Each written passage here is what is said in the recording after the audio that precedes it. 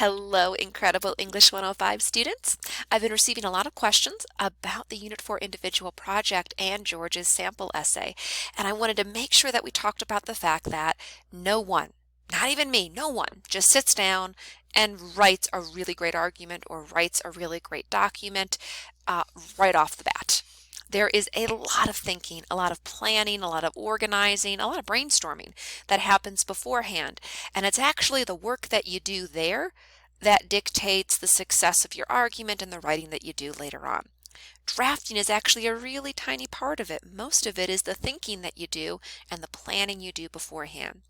And to illustrate this, I wanted to share with you all George's process, the planning and the thinking and the brainstorming and the organizing that happened before he actually wrote that essay, that example that we've gone through together. So again, George's outline, his process was to really write or jot down his topic, his audience, his purpose and argument, to do a little bit of brainstorming, and then to start outlining. That is, planning what he wanted to talk about in his paper and where he was going to do that. So let's take a look at this here. So George wrote down, as a part of his outline and planning process, the topic, that is for this assignment, the product that he was writing about, the audience that he was writing to and trying to reach, and of course his purpose and argument. In this case, students should not purchase it. They should go with a laptop instead. And this just lets him know or gives him a guidance to follow when he goes to write his introduction. He knows what his topic is, who he's writing to, and the argument that he's ultimately trying to make. And George also invested a bit of time in brainstorming beforehand. And brainstorming is helpful because it helps you to get your ideas out of your head and onto the page so you can start working with them. And then when you start writing, you can start pulling stuff out of your brainstorm. You can start saying, oh, I want to talk about that idea, or I want to make sure I mention this here, and so on and so forth. So George took some time to brainstorm and just get it out there. He talked about how excited he was about this tablet, high marks on Amazon, how he felt carrying it around, and that when he went to use it, it fell apart. The battery life was terrible. He couldn't do more than one thing at a time, that it was just a fancy paperweight. He had to use his wife's laptop instead, and that when he actually did a little bit of research, he found out that the tablet actually has terrible battery life and the data storage is an issue.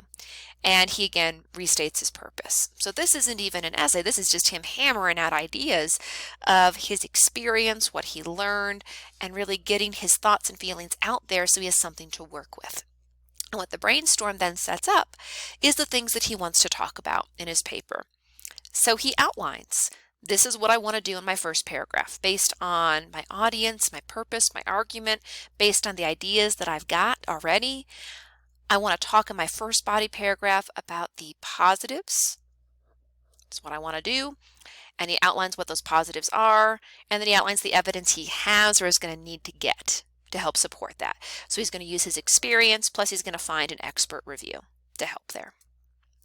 And then he outlines what he wants to talk about in his second paragraph. In this paragraph, I want to talk about the negatives and why this tablet is the wrong fit for students. I'm going to talk about the lack of storage space and the poor battery life. And he documents here, I'm going to talk about my experience as evidence. I'm going to present an expert review, and I need to find some background evidence explaining why tablets have poor storage. And again, this is very brief. It's really just a general plan. What I want to talk about, who my audience is, the argument I want to make, creating space to just think with no consequence, just to put your ideas out there on the page to generate some insight and generate some thought. And then based on that, plan what you want to do in your body paragraphs. This is what I want my first body paragraph to talk about. This is the evidence that I need to find or have found about it. And then with your second, this is what I want to talk about in my second body paragraph, and here's some evidence that I need to find about it.